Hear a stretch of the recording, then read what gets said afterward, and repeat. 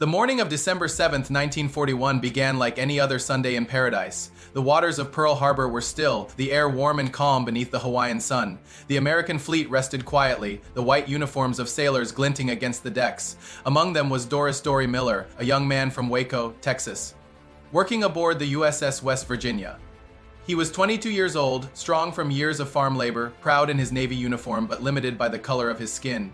In 1941, the United States Navy was a mirror of the times, segregated, divided by race, and Dorie's position as a mess attendant confined him to serving food, cleaning, and caring for officers' quarters.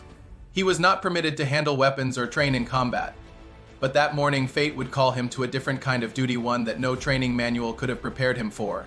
At 7:55 a.m., the sound of sirens was swallowed by the roar of engines. The sky above Oahu filled with black silhouettes, Japanese bombers descending in deadly formation. Within seconds, explosions ripped through the harbor. The West Virginia trembled under the first wave of torpedoes.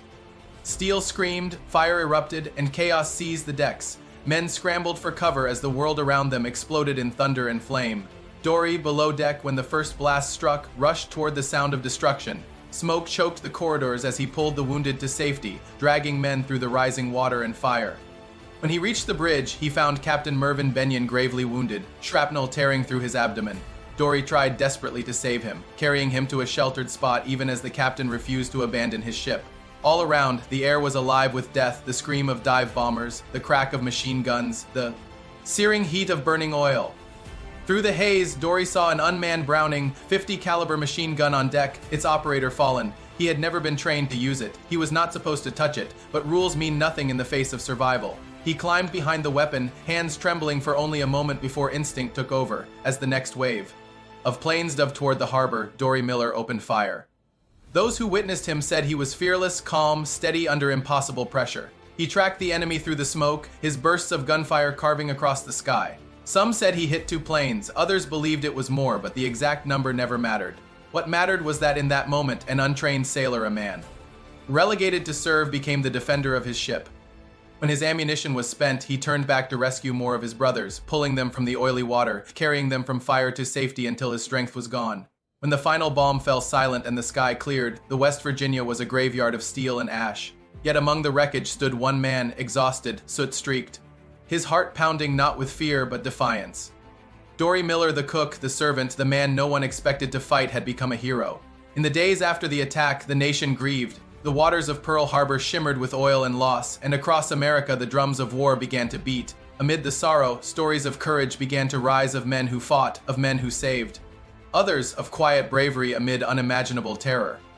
Among those names, one story spread like wildfire: the black sailor who had manned a gun and fought back. At first, the Navy did not release his name. In the official reports, he was simply an unnamed Negro mess attendant, but his anonymity could not last. The black press, church leaders, and community voices across the country demanded to know who he was.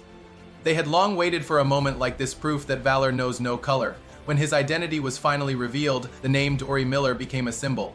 He was invited to speak, to travel, to stand before crowds who saw in him not just a hero of war, but a reflection of something long denied: equality, dignity, pride. Yet through it all, Dorie remained humble. "I just did what I had to do," he would say. "When I saw the bombs falling, I thought only about my ship and my shipmates." His modesty only deepened the respect he earned. In March 1942, in a ceremony aboard the aircraft carrier Enterprise, Admiral Chester W. Nimitz pinned the Navy Cross to Dorie's chest. Cameras clicked as Nimitz declared, "This marks the first time such high tribute has come to a member of his race in the naval service of the United States." It was a moment that transcended the individual, a crack in the walls of a segregated institution, a glimpse of the future America could one day become. But Dorie's story did not end in triumph. 2 years later, he was reassigned to the escort carrier Liscum Bay, serving once more in the Pacific on November 24, 1943. The ship was struck by a Japanese torpedo. The explosion was catastrophic. The vessel sank within minutes. Of the 900 men aboard, more than 600, including Dorie Miller, were lost. He was 24 years old. His body was never recovered. Yet his legacy endured. His courage inspired thousands of African Americans to enlist, to serve, to believe that valor belongs to no race, only to the heart. His name echoed through generations in schools, in streets, in stories told by those who refused to forget. And in 2020, history completed its circle when the United States Navy announced the commissioning of a new aircraft carrier, the USS Dorie Miller. For the first time in American history, a ship of that magnitude would bear the name of a black sailor. Dorie Miller's story is not merely about one man's bravery, it is about the strength to rise beyond the barriers others build around you. It is about the moment when history bends, not from grand speeches or generals' orders, but from the simple, selfless courage of a man who refused to back down. On that December morning, as the sky above Pearl Harbor burned and the sea turned black with fire, a young man who was never trained to fight became a symbol of what true heroism means. His name was Dorie Miller, and his valor still echoes, carried by the wind over oceans, whispered through generations, forever reminding us that courage, in its purest form, knows no rank and no color.